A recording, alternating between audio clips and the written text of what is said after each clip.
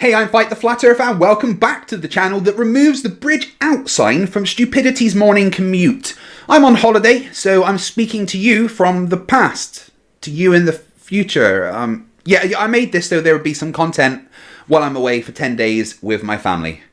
So I've been doing this whole flat earth debunking thing for, well, feels like a while now. And I've been in so many debates and watched so many flat earth videos. I'm sure I've irreparably damaged my brain. But it's allowed me to collect a mountain of stupid shit Flerfs have said that is just plain ridiculous. So here is my list of the top 10 most ridiculous things that I've heard flat earthers say. We're living on a disk, floating through space, with a tiny sun.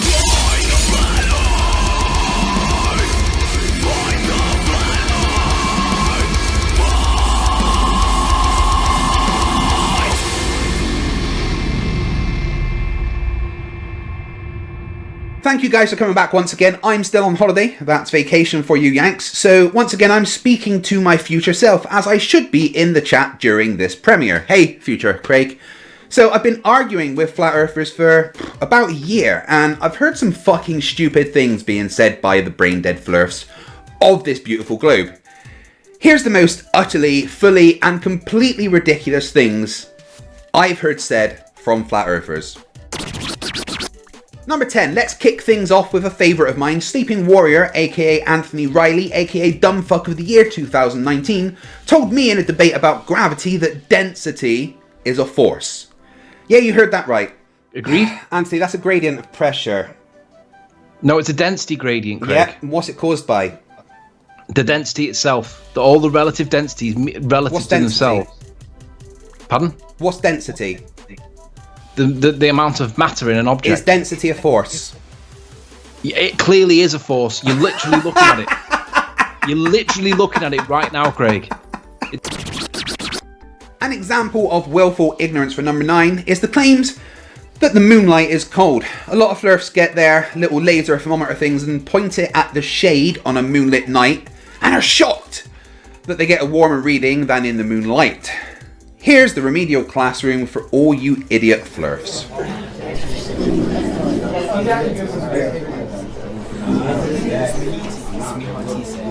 Okay, you idiots, I've been called in from my vacation to teach you moronic pit stains of human DNA. So pay attention. Mr.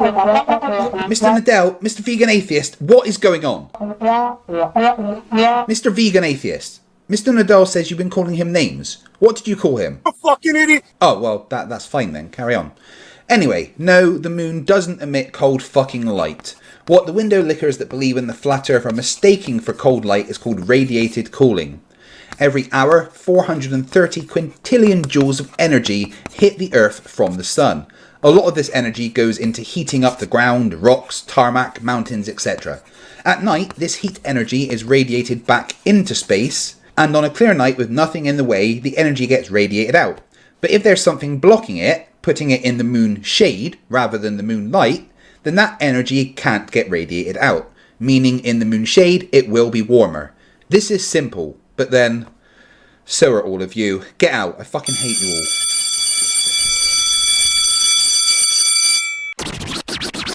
For number 8, we visit my bestie from down under, Flat Earth Aussie fucking Jesus. He says the sun is an interdimensional portal.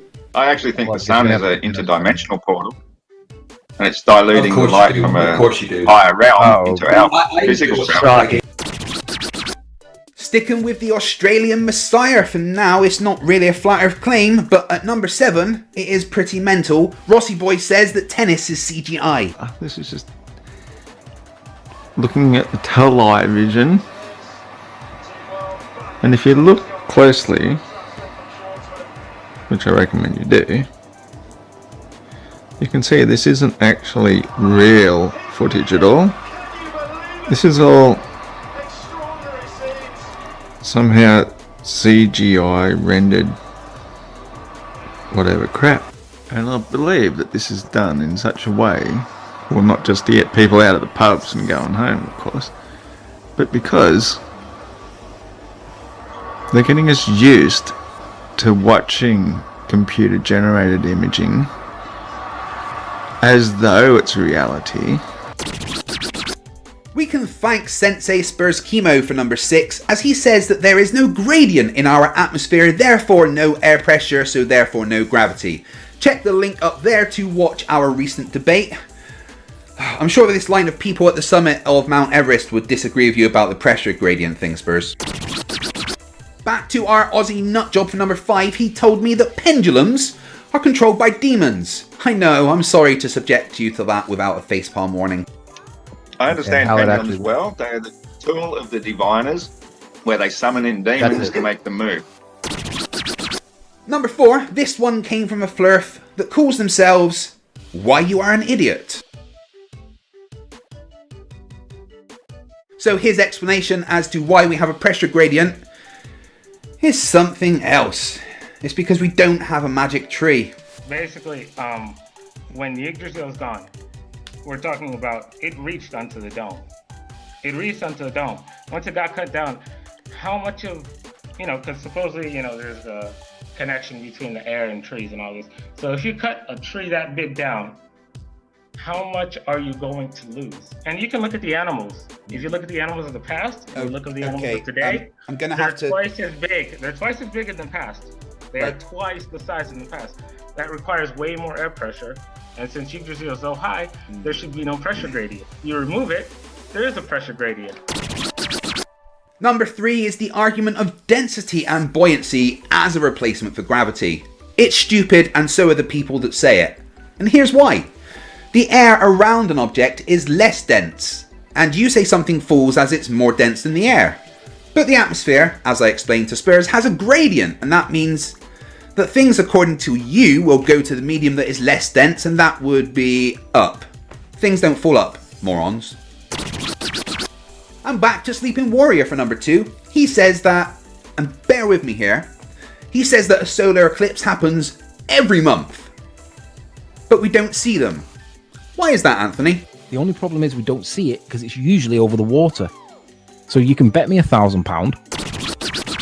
And the most ridiculous thing I've ever heard a Flat Earther say is from old grandfather dumbass himself, Flat Earth Jesus. He told me that giants dug the moon out of the Grand Canyon, melted it into quartz, filled it with helium, and put it in the sky to mock us for worshipping the sun. I couldn't make this shit up. That it's made out of, say, something that came from Earth, which I suggest the giants mined from what we now call the Grand Canyon. That's where they got the raw minerals to do it. And when you melt stuff into making glass and glass baubles, as it cools, you get bubbles coming across it. Now, if we had a moon with all these craters on it, most of these craters face the Earth, which means that they were made from asteroids that only just missed the Earth, or meteorites, and made an impact on the moon and made these perfect circles. But if it was a bubble of something glass as it pops and cools down fast, that is a far better and logical explanation for why the moon has all these craters in perfect round bubbles, no sideways hits, all round ones, all filling it full of helium and sending it up into the stratosphere. And so I think that that's pretty much what our moon is. It is something that is hollow and it's filled full of helium or hydrogen, perhaps, pretty much like anything that you call a satellite. And that's all the stupid for today, but before I go, I want to say a massive thank you to all my patrons. Your support allows me time to focus on my channel and do what's important, bringing you great content and fighting the flat earth. I want to say an extra massive thank you to my $200 patrons, Christopher Kane and Jeffrey Sloan. If you'd like to join and become part of the FTFE team, go to patreon.com/FTFE. And thank you. Thanks for watching. If you've enjoyed this video, then leave a thumbs up, subscribe if you're not already, and hit the notification bell so you never miss anything from FTFE. I'll be back in a little while with a new video, but remember, stupidity is not a right. Fight the flat earth. Fight the flat. Fight the flat. Fight the flat.